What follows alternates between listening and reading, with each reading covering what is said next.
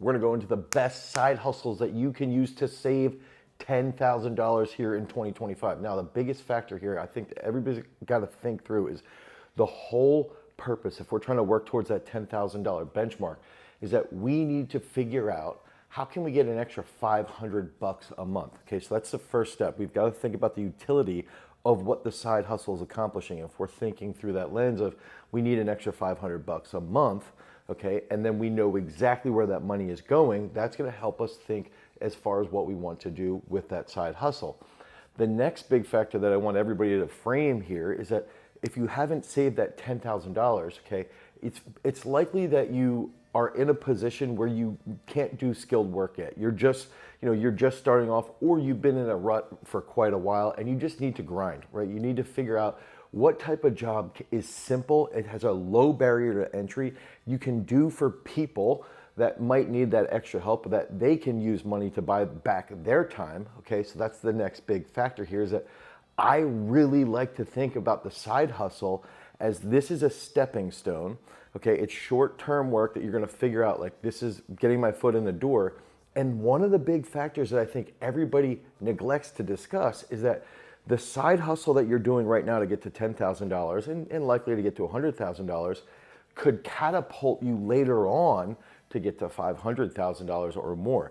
So the big thing here is that you wanna make connections. So you wanna find somebody who needs you to do something like, something as simple as cutting the grass, putting out mulch, cleaning the gutters, okay? And the thing that we need to do is we've got to frame it in the fact that, okay, find somebody, if you have a connection, you have a friend who knows somebody who's got a big house, okay? Start to talk to them, hey, I'm doing this gutter cleaning. So let's just say that that's the first big side hustle. And I'm gonna go around and clean gutters. It's low skilled, okay? You gotta have a ladder, and you can go around and you can clean an entire neighborhood. And the big factor here, you charge 20 bucks an hour minimum. Okay, so you say, I'm gonna charge 20 bucks an hour. It's gonna take me about 2 hours to do your gutters. And then the big thing here is you've got to do the absolute best job possible and make a connection with this individual. And the reason being, one, you wanna do a good job no matter what. Two, it's nice to make a good connection with people so you build a relationship. But three, you could potentially make a connection with somebody who in the future can either help you move up within a company, or they could actually help you learn bigger aspects around running a business, around really scaling big time. So there's a couple key factors. If you're trying to save that first $10,000 and you don't have any interest in ever owning a business, you still want to perform as best as you can, because you can rise up in specific companies just by knowing somebody. Okay, now, if you have even greater thoughts and you want to own a business and you want to crush it long term and you want to scale that money over and over again so you get to 100, 500, $1 million for these benchmarks, then you want to make a really good impression, and the side hustle needs to be viewed as though it's a job application. Okay, so if you do the best work possible, then that individual is going to want you to do something else. Okay, so think through those big goals. Now, the first one was go around cleaning gutters. This is actually something that we've hired at our house. We live in the woods, so we've had a ton of leaves. Now, this is a 2-season job. Okay, so the big factor here is that if you have some type of entity, or even if you just know somebody, like, yo, I'm going to clean gutters for these 3 weeks in April, and then I'm going to clean gutters for these 3 weeks in November or December after fall has changed. Okay, now here's the big step that you can make. You clean everybody's gutters, you kill it, you get all of the gutters cleaned, you get all of the leaves out, you tell them if you see any leaks, things like this. And this is relatively simple, skilled work, and a lot of people don't want to do it. The next step on top of cleaning someone's gutter is you say, hey, these bushes here, they're starting to get close to the gutters, they're starting to get close to your house. Once they get close to the house, squirrels are going to start jumping. Once the squirrels start jumping from the bush, now they're going to start to beat up the gutters a little bit further.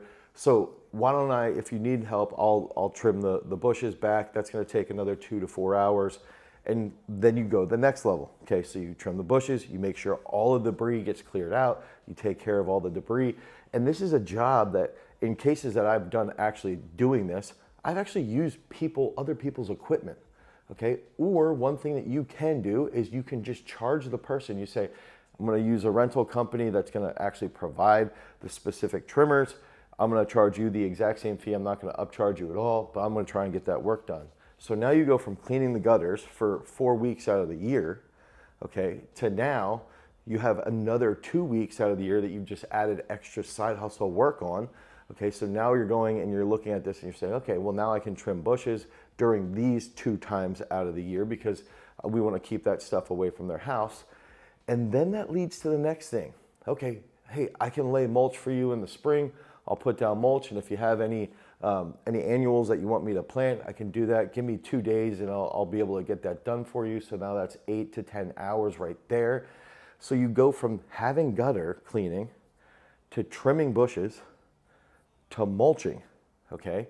And you have this connection that you make with an individual, and if that individual has neighbors, or if there's somebody who has more money, and they see that you have this work ethic, and they see that you're willing to sacrifice, and they see that you do a really good job, they're gonna tell somebody else about you, okay? So now, the whole purpose here, let's go back to the beginning. We're trying to save $500 a month. We're trying to make that on the side hustle. So, if we're making $20 an hour, right, and we can work an extra 30 hours a month, that's going to get us to that point. That's going to get us to $600 a month. And I would even venture to believe, I believe everybody could add an extra 10 hours a week. You could wake up earlier on a Saturday or one day during the week and then have a Saturday, and you could get 10 hours every single week. So that's going to give you 40 hours. Now you're actually getting $800 a month. Okay, so that's one thing I'll bring up is I do think you could theoretically get to that extra $800 just from the side hustle. Now, on top of this, we know based off of previous videos, if you're trying to get to your first $10,000, if you can save about $1,000 a month, it's going to expedite the process. Okay, and when you expedite the process, now you're working towards that goal. So this goes from gutters to bushes to mulching, and then the next level. Okay, hey guys, it's springtime. I just mulch. I just laid your flowers. If you need help with weed whacking, if you need help with cutting your grass, I know you've got 3 kids, I can take care of that for you. I'll do it every Monday at this time at night, 7:30 p.m. I'll try to get it done within 2 hours. It's no big deal. I've got my own lawnmower, or you can try to see if they have a lawnmower that you can use, and you'll try and make sure it's scheduled, it's serviced, all these things. You got to charge them for that stuff. But now you make this, you sort of have this slide. And if you get, instead of needing 20 different houses to clean gutters, now you really need 3 to 4 houses that you can take care of, and it's this sequence. And the thing is, if you live in the northern part of the United States, then you go through this sequence. You cut grass every week, you weed whack every 2 weeks. Now you're taking care of these things for these properties. Likely one of these individuals, one of these homes, a person might own a business. Okay, and if you ask them, do you need help at your business? Do you have property or something like that? You start talking to them, I can take care of that. And then you can slowly build that up. Now you're taking care of multiple different factors to try and get to that point. Okay, and then you live in the northern United States where it snows quite a bit, and at least 3 times a year they need snow removal. Well, you bring in, okay, I can do snow removal. At the very least, I can work for somebody shoveling.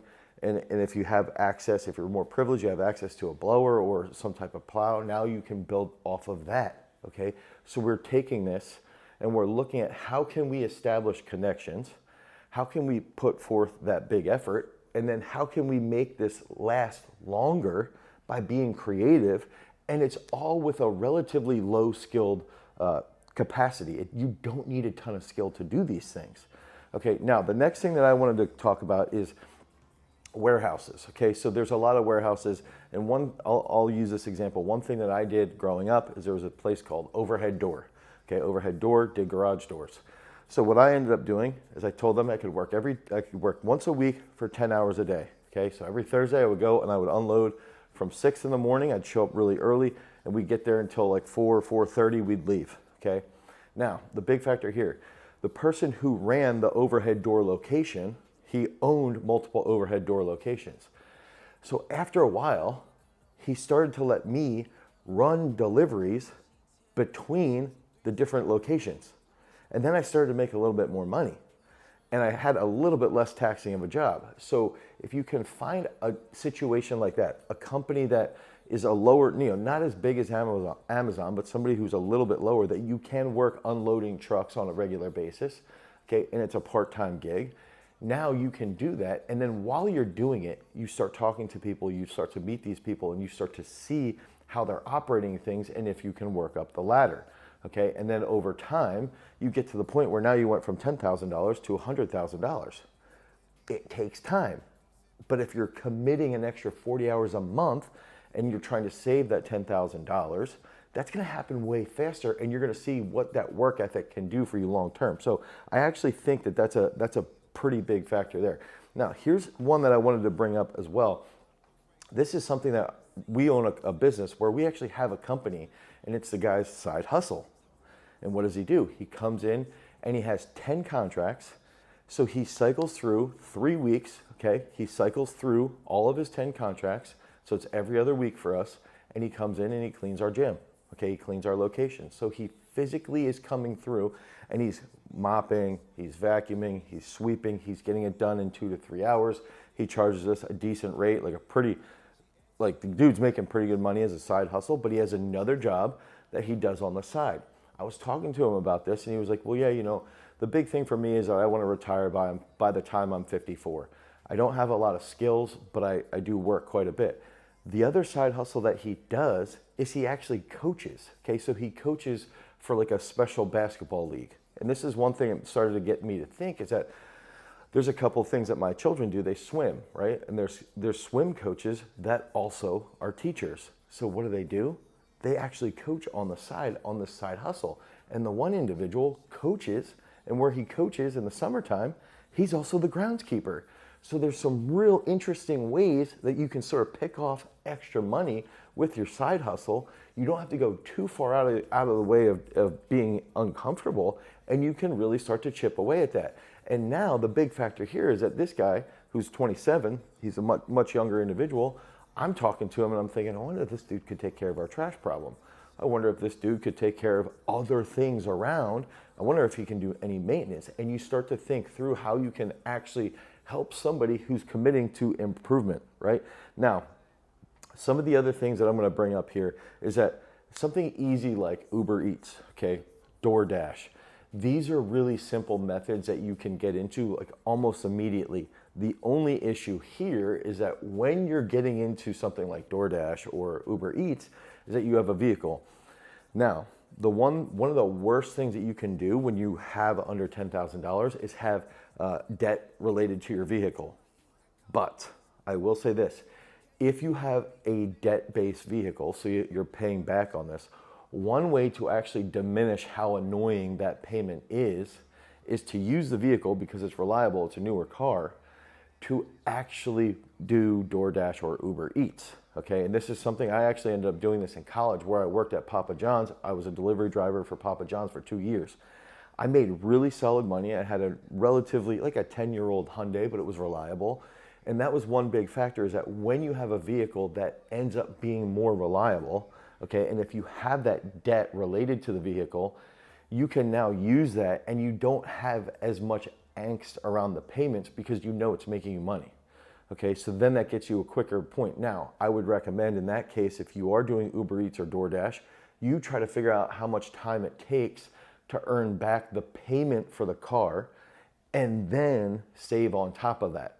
Okay, so those are like some real key things that you need to figure out. Now, I think one of the final aspects here is that when you're going through these side hustles, okay, and I laid out a couple different sequences, I really do want you to think through, can this help me learn, in the sense that learning how to run a business or something like that? But if you never want to run a business, I want you to think through the lens of, can this help me climb some type of ladder? Can this help me get to a point where I can work for this person's company, or I can work and grow in this person's company, or I can be sort of the assistant to somebody who is a CEO. I can help this guy at his house and then long-term work into working at his business, and then over a very long time, work even higher throughout that company and climb that ladder. I really think that's an important aspect around side hustles. And then finally, it goes back to, I really think the side hustle aspect, if of having a vehicle, if you have negative debt, there's a lot of bad debt around that $10,000 to $100,000 benchmark. If you have bad debt, figure out how you can use that to your advantage, okay, to pay that back quicker and also to make that extra money to save that 10K. I hope this helps. Peace.